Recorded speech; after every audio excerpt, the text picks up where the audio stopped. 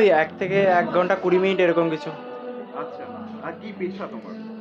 আমি এখন রিটেলে আছি, সেলসম্যানে। সো আচ্ছা, আর সেটা ওয়ার্কিং পিরিয়ড কত সময় থাকে? ওখানে ওয়ার্কিং পিরিয়ড থাকে 10 ঘন্টা, 10 10 আওয়ার্স। ঘন্টা কাজ করো, তারপরে বডি করার সময় পাও কখন?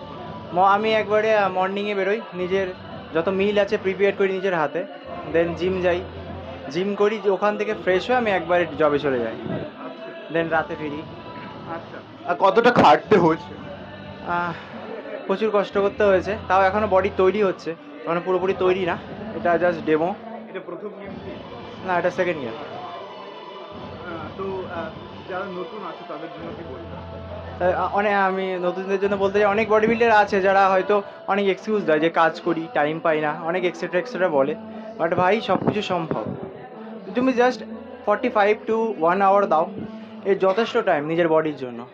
কন্টিনিউয়াসলি দাও, স্কিপ করো না, ঠিক টাইম মতো মিল রেডি করো, আর কারোর ভরসায় দেখো না, নিজের মিল থেকে শুরু করে প্রতিটা জিনিস নিজের হাতে করো, তো বডি অটোমেটিক গ্রো করবে আর নিজের ড্রিম পর্যন্ত পৌঁছাতে পারবে। আর একটা বিষয় থাকে ন্যাচারাল এবং ইনজেক্ট, দুটোর মধ্যে তুমি কোনটা এবং কোনটা প্রেফার করবে?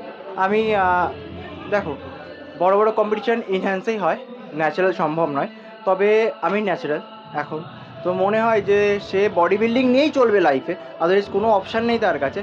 সো আমি প্রিপেয়ার করবো প্রথমে ন্যাচারাল দিয়ে শুরু করুক, অ্যাজ এ ফ্রেশার্স শুরু করার পরে যখন বডিটা রেডি হবে, গ্রো হবে, প্রায় পৌঁছে গেছে, সো সেই ক্ষেত্রে সে স্টেরয়েড ইউজ করতে পারে, বিকজ তার কম্পিটিশানটা হবে নেক্সট লেভেলে, তো সেখানে ন্যাচারাল পার্টিসিপেট পারবে না টিকতে।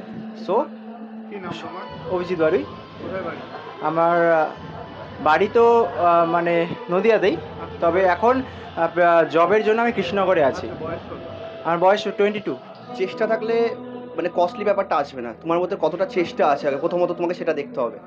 আমার মধ্যে চেষ্টা নেই, আমার কাছে সব কিছু থাকলে আমি কিছু করে উঠতে পারবো না, ঠিক। বাট এই যে ভাইটা আমি রেডি করছি, এ কিন্তু প্রচুর কষ্ট করে আজকে কিন্তু একটা সেলসের জব করছে, সেখান থেকে দাঁড়িয়ে ও সকাল 7টার সময় ওটা নিজের বিলগুলো রেডি করে সে জিমে আসছে। এটাই একটা বহুত কিছু। তোমার কাছে যদি সেই লক্ষ্যটা যদি তোমার স্থির থাকে না, তুমি একদিন না একদিন সেটা অ্যাচিভ করতেই পারবা। তো আগে তোমাকে লক্ষ্য রাখতে হবে যে আমি এখান থেকে কিছু একটা করতে পারবো।